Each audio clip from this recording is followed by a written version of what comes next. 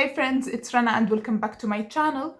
Today I'm gonna tell you about 6 books on my TBR that I believe I'm gonna love, and I think I'll give them 5 stars. I honestly don't know when I'll manage to read all of them, but when I do, I'll make a follow-up video to this one to tell you if they lived up to my expectations. The first book on my list is The Golem and the Jinni by Helen Wicker.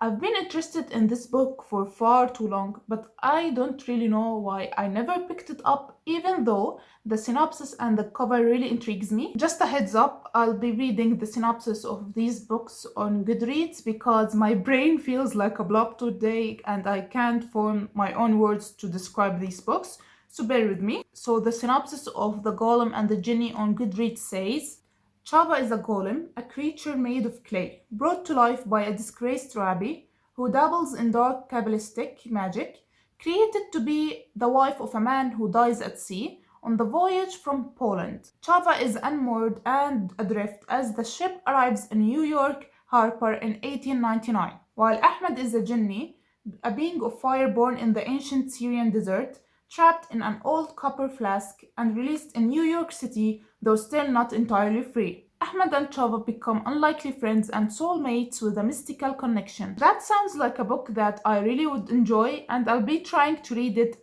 before the end of 2020. The second book on my list is House of Leaves. It is another book that I've been wanting to read for way too long and never picked it up.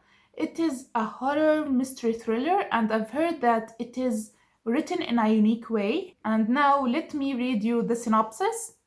Years ago, when House of Leaves was first being passed around, it was nothing more than a badly bundled heap of paper, parts of which would occasionally surface on the internet.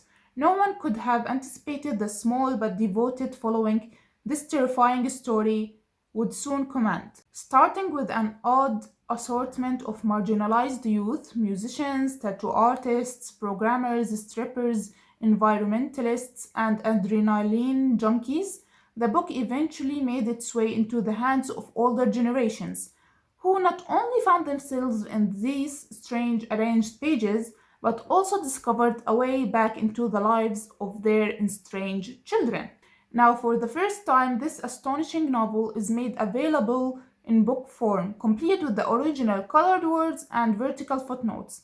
The story remains unchanged, focusing on a young family that moves into a small house on Ash Tree Lane where they discover something is terribly wrong.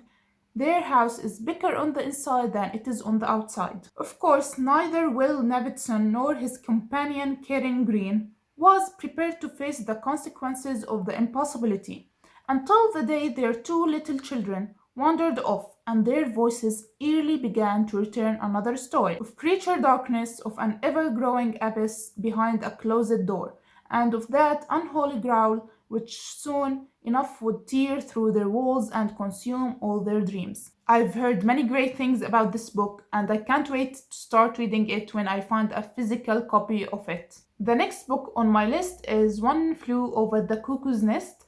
I really want to read this novel, then watch the movie adaptation of it.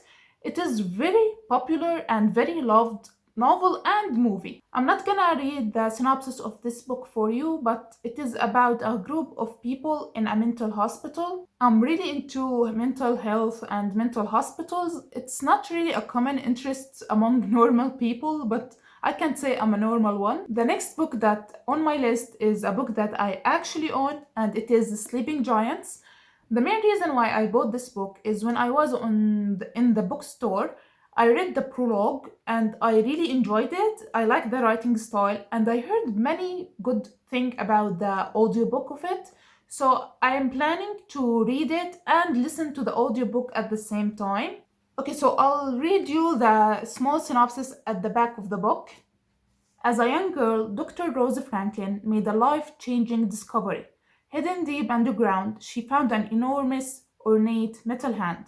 Tests prove the artifact predates all human civilization. This one I am like 90% sure that I'm gonna love and give 5 stars. The next book on my list is a non-fiction book called Invisible Woman, Data Bias in a World Designed for Men. Let me read you a small part of the synopsis. Invisible Woman shows us how, in a world largely built for and by men, we are systematically ignoring half of the population.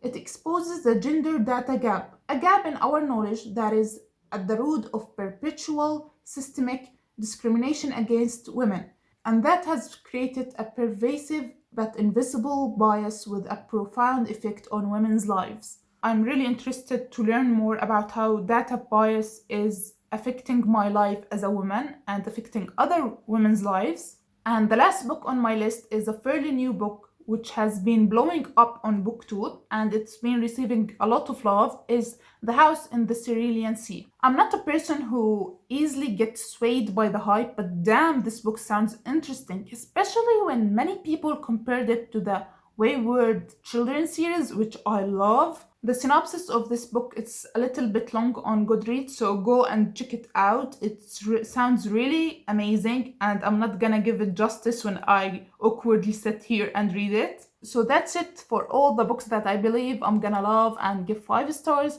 And I'm sorry again for reading from Goodreads. I really don't feel like telling you about these books with my own words because I'm not giving them justice. Please leave a comment with your own 5-star prediction. Thank you so much for watching, and I will see you next time. Bye!